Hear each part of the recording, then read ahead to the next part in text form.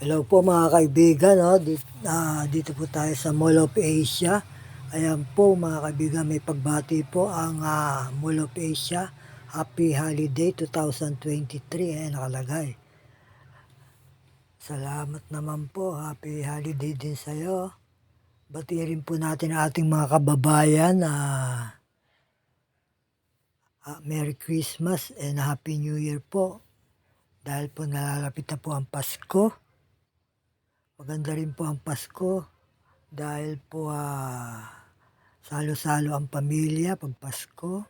May masarap na pagkain at mga damit at sapatos, bago.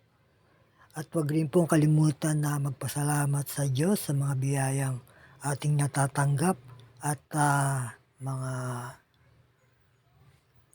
ating kalusugan, mga kaibigan. Please subscribe, like, and share po kayo. LPG Romero, aking channel.